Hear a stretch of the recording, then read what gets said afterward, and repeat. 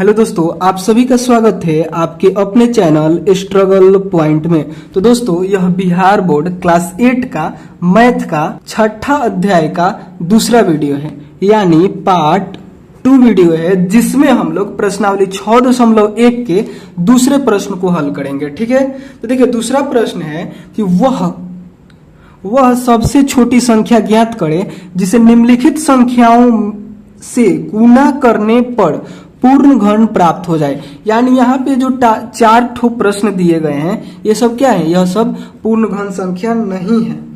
ठीक है, ये सब पूर्ण घन संख्या नहीं है। आपको बताना है कि इन सभी में हम किस संख्या से गुना करें कि यह पूर्ण घन बन जाए। ठीक है, तो इसको हल करने के लिए सबसे पहले हम लोग क्या करेंगे कि इन सभी संख्याओं का क्या बोलते हैं, अभाज्य गुणनखंड करेंगे, और उसके गुणनखंडों में हम लोग क्या करेंगे, 3-3 का समूह बनाएंगे। ठीक है, एक गुणनखंड का 3 समूह बनाएंगे, और क्या करेंगे कि जिसमें जो उसमें कम पड़ेगा, यानी जो 3 के समूह में नहीं रहेगा, उसको 3 के समूह में लाने के लिए उसी संख्या से जितना संख्या कम पड़ेगा, जितना वह गुणनखंड कम पड़ेगा, उसी से हम लोग गुना कर देंगे। ठीक है, एक प्रश्न को हल करते हैं, उसके बाद आपको समझ में आ जाएगा। ठीक है, तो देखिए यहाँ पे पहला है इसका पहला है, दूसरा का पहला है 320। ठीक है, केवल 320 को ही हल करेंगे तो आपको समझ में आने लगेगा कि हम क्या बोल रहे हैं। ठीक है, तो देखिए 320 है, यहाँ पे लिखना है आप लोग को हल। ठीक है, हल लिखने के बाद लिखना है कि 320 का अभाज्य गुणनखंड करने पर। ये सब काम आप लोगों ने करना पहले प्रश्न में ही सीख चुके हैं। ठीक है, पहला प्रश्न जब हम हल कराए थे तो उस टाइम आप लोगों को ये सब करना हम बताए थे। ठीक है, तो आप लोग को अभाज्य गुणनखंड करने आ गया होगा। ठीक है, नहीं आ रहा होगा तो यहाँ पे देखिए 320 लिखेंगे, और 320 लिखेंगे और इसको हम लोग क्या करेंगे, अभाज्य संख्याओं से भाग देना शुरू करेंगे। अभाज्य संख्या मतलब 2 से, 2 के बाद 3 से, अगर फिर 3 से नहीं लगे तो 4 से नहीं देना है, एक बार 5 से देना है, और 5 से ना लगे तब जाकर 7 से देना है। इतना तक ही आप कीजिएगा, तब तक क्या हो जाएगा, इसका पूरा कट जाएगा। ठीक है, तो यहाँ पे देखिए 2 से इसमें हम लोग भाग लगाएंगे क्योंकि 0 है लास्ट में। देखिए 0, 2, 4, 6, 8, अगर किसी भी संख्या के लास्ट में है तो उसमें 2 से भाग लग जाएगा। ठीक है, तो इसके लास्ट में 0 है, इसलिए हम लोग क्या करेंगे, 2 से भाग इसमें लगाएंगे और लग भी जाएगा। ठीक है, यह क्या है, यह रफ का काम है, इसको आप लोग को नहीं लिखना है। ठीक है, तो जब इसमें आप लोग 2 से भाग दीजिएगा तो यहाँ पे आएगा, यहाँ पे क्या आएगा, 160 आएगा। ठीक है, फिर देखिए यहाँ पे 0 आ गया लास्ट में, फिर 2 से कटेगा, 2 से जब इसमें भाग दीजिएगा तो यहाँ पे 80 आएगा, फिर 0 लास्ट में आया, फिर 2 से भाग देंगे तो 40 आएगा, फिर 0 आया तो फिर 2 से भाग देंगे तो 20 आएगा, फिर 2 से भाग देंगे तो 10 आएगा, फिर 2 से भाग देंगे तब जाके 5 आएगा। अब ये नहीं कटेगा क्योंकि 5 एक अभाज्य संख्या है, इसमें भाग नहीं लगेगा। तो अब हम लोग क्या करेंगे कि इसके गुणनखंडों को यहाँ पे लिख देंगे। ठीक है, तो बराबर का चिन्ह दीजिएगा और इसके सभी गुणनखंड को यहाँ पे लिख दीजिएगा। 2 कितना बार है, 1, 2, 3, 4, 5, 6 बार है, तो यहाँ पे 6 बार 2 हम लोग लिख देंगे। ठीक है, उसको देखिए 5 कितना बार है, तो 5 एक बार है, तो यहाँ पे 5 को एक बार लिख देंगे। अब हम लोग क्या करेंगे कि इसको 3-3 के समूह में रखेंगे। तो देखिए यहाँ पे 3 के समूह में ये आ गया, 3 के समूह में ये भी आ गया। अब देखिए यहाँ पे 5 3 के समूह में नहीं आ रहा है। अगर 5 इसमें नहीं रहता तो यह पूर्ण घन संख्या हो जाता, क्योंकि 3-3 के समूह में जो आता है वह पूर्ण घन संख्या हो जाता है। तो इसका गुणनखंड 3-3 के समूह में हो जाता अगर ये 5 नहीं रहता, लेकिन 5 है इसलिए क्या हो रहा है, नहीं हो रहा है, इसका ये पूर्ण घन संख्या नहीं हो रहा है। तो हम लोग को क्या करना है, यहाँ पे प्रश्न में बोला था कि कोई एगो छोटी से छोटी संख्या बताइए जिससे हम इसमें गुना कर दें तो वह क्या हो जाए, पूर्ण घन बन जाए। ये संख्या पूर्ण घन बन जाए, मतलब इसमें हम क्या से गुना करके यह पूर्ण घन बन जाए। तो देखिए यहाँ पे अगर ध्यान दीजिएगा, यह 3 के समूह में कब आ जाएगा, सोचिए आप। इसको 3 के समूह में लाने के लिए हमको क्या क्या करना पड़ेगा, तो इसको 3 के समूह में लाने के लिए हमें 2 और 5 से गुना कर देना है, यही काम करना है ना जी। तो हम लोग क्या करेंगे, 2 को और 5 से गुना कर देंगे। तो आपको अभी यहीं पे इसको नहीं लिखना है, नहीं तो गलत हो जाएगा। ठीक है, आपको केवल सोच लेना कि यहाँ पे और क्या रहता तो यह 3 के समूह में आ जाता। तो 2 को और 5 रहता तो 3 के समूह में आ जाता, तो ये भी 3 के समूह में हो जाता, ये भी 3 के समूह में हो जाता और 5 भी 3 के समूह में हो जाता। इसलिए ये क्या हो जाता, पूर्ण घन संख्या हो जाता। ठीक है। तो हम लोग यहाँ पे इसके नीचे लिखेंगे कि इसके पूर्ण घन, इसको पूर्ण घन, इसके नीचे लिखेंगे कि इसके नीचे लिखेंगे कि इसे पूर्ण घन बनाने के लिए, इसे पूर्ण घन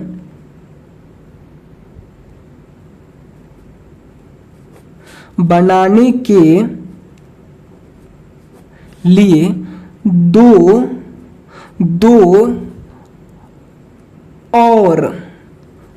और 5 की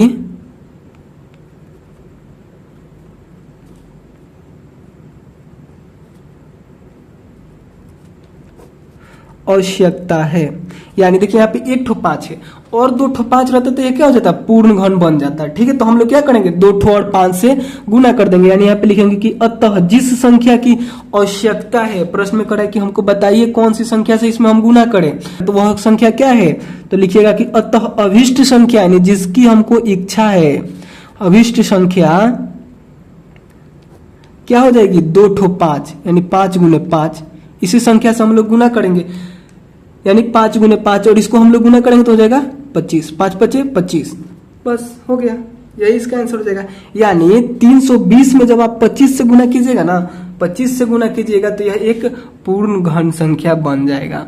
ठीक है, प्रश्न में यही बात कह रहा था। ठीक है, तो आप लोग हल कर लीजिएगा ऐसे करके। चलिए अब हम लोग जल्दी से इसके दूसरे प्रश्न को हल करते हैं। ठीक है, दूसरा प्रश्न में क्या है, देखिए तो दूसरा प्रश्न में है 243। क्या है, 243।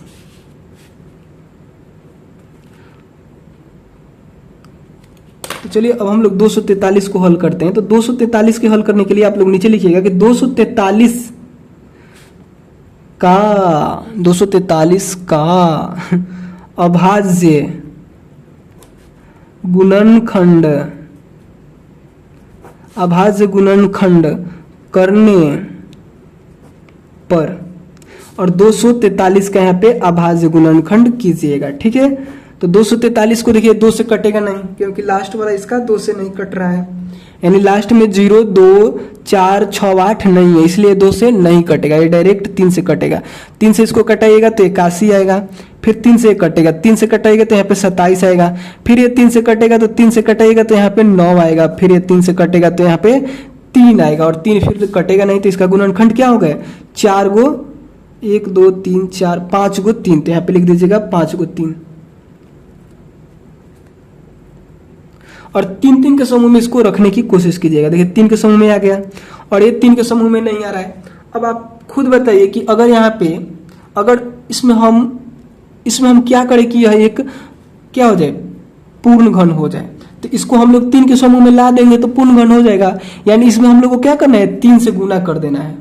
ठीक है, तो यहाँ पे लिख दीजिएगा इसके नीचे कि इसे यह पूर्ण घन संख्या नहीं है, तो इसे पूर्ण घन बनाने के लिए, इसे पूर्ण घन बनाने के लिए एक कच्ची का जरूरत है, एक और 3 का, यानी एक और 3 यहाँ पे मिल जाएगा तो क्या हो जाएगा, एक और 3 की आवश्यकता है। अगर एक और 3 मिल जाएगा तो यह क्या हो जाएगा, पूर्ण घन संख्या हो जाएगा, आवश्यकता है। यानी अतः अभिष्ट संख्या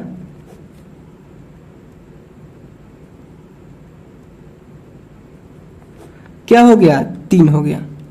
ठीक है, यानी इस संख्या में 3 से हम लोग गुना करेंगे तो क्या हो जाएगा, पूर्ण घन संख्या हो जाएगा। ठीक है, उसके आगे देखिए तीसरा में क्या है, तो तीसरा में है 675। तो इसके हल में आप लोग लिखिएगा कि 675 का अभाज्य गुणनखंड करने पर, और क्या करेंगे, 675 का अभाज्य गुणनखंड करेंगे। तो 675 का अभाज्य गुणनखंड क्या क्या हो जाएगा, यहाँ पे लिख दे रहे हैं। सबसे पहले यह कितना से जाएगा, यह 3 से जाएगा, 3 से इसको कटाएंगे तो यहाँ पे हो जाएगा 225।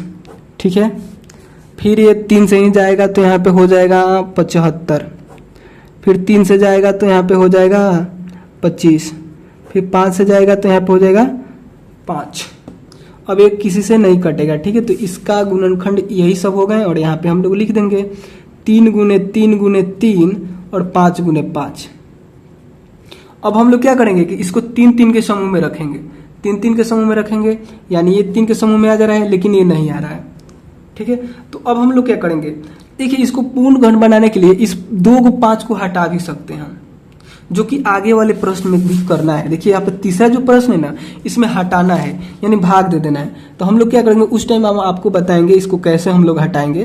तो इसको पूर्ण घन बनाने के लिए क्या करना है कि इसको या तो 3 के समूह में रख दीजिए या फिर इस 5 को उड़ा दीजिए, ठीक है। तब अगर 5 को उड़ा देते हैं यानी हटा देते हैं तो ये 3 के समूह में आ जाएगा, 3 3 के समूह में आ जाएगा, 3 3 के समूह में हो जाएगा, यानी उसके बाद कुछ नहीं बचेगा। इस 5 को हटा दीजिएगा तो यह भी तब भी यह पूर्ण घन हो जाएगा।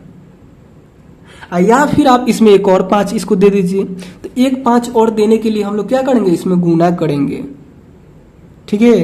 तो प्रश्न में कह रहा था कि गुना करना है आपको, वह छोटी से छोटी संख्या हमको बताइए कि किससे हम इसमें हम किससे गुना करें। तो इसमें देखिए एक 5 की कमी है ना, तो आप एक 5 से इसमें गुना कर दीजिए, ठीक है।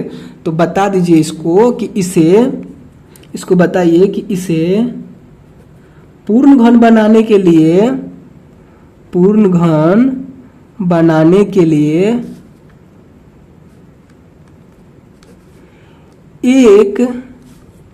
एक और 5 की आवश्यकता है। तो यहां पे लिख दीजिएगा कि अतः, प्रश्न में पूछ रहा था कि कौन सी संख्या से गुना करें, तो यहां पे हो जाएगा 5। तो लिख दीजिएगा कि अतः इसको पूर्ण घन बनाने के लिए क्या कीजिए, अतः इसको पूर्ण घन बनाने के लिए 5 से आप गुना कर दीजिए, ठीक है। तो लिखिएगा कि अतः अभीष्ट संख्या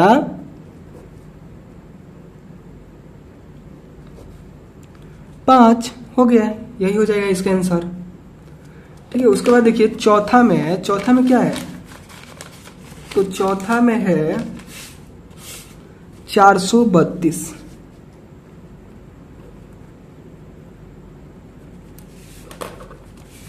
यहां पे हल में लिखिएगा 432 का अभाज्य गुणनखंड करने पर, ठीक है। 432 का अभाज्य गुणनखंड करने पर, और यहाँ पे 432 का अभाज्य गुणनखंड कर दीजिएगा, ठीक है। 2 से कटेगा क्योंकि लास्ट में 2 है, तो 2 से जब इसको कटाइएगा तो यहाँ पे आएगा 216, फिर ये 2 से कटेगा तो यहाँ पे आएगा 108, फिर ये 2 से कटेगा तो यहाँ पे आएगा 54, फिर 2 से कटेगा क्योंकि लास्ट में 2 है तो यहाँ पे आएगा 27। अब ये 2 से नहीं कटेगा, अब 3 से कटेगा, 3 से कटाने के बाद 9 आएगा, फिर ये 3 से कटेगा तो यहाँ पे क्या आएगा, फिर 3 आएगा। अब ये नहीं कटेगा तो इसके सभी गुणनखंड को यहाँ पे लिखेंगे 2 गुने 2 गुने 2 गुने 2 गुने 3 गुने 3 गुने 3, 1 2 3 को 3 और 4 ठो 2। उसके बाद अब हम लोग क्या करेंगे कि इसको 3 3 के समूह में रखेंगे। तो देखिए ये 3 के समूह में है, ये भी 3 के समूह में, लेकिन ये 2 3 के समूह में नहीं है। इसको पूर्ण घन बनाने के लिए 2 ठो और 2 की आवश्यकता है, ठीक है। तो इस बात को हम लोग यहाँ पे लिख देंगे और लिखेंगे कि जिस संख्या को पाने की इच्छा थी वह संख्या क्या है, 2 गो 2, यानी अभिष्ट संख्या क्या हो जाएगा यहाँ पे हो जाए। इसके नीचे हम लोग लिखेंगे कि अभिष्ट संख्या बराबर 2 गुने 2 और गुना करके लिख देंगे उसको, ठीक है। तो यहाँ पे देखिए कैसे इसको लिखेंगे, तो यहाँ पे लिखना है कि इसे पूर्ण घन बनाने के लिए, एक नहीं यहाँ पे 2 लिखना है, बनाने के लिए 2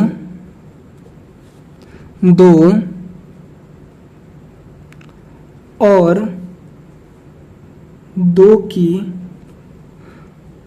की आवश्यकता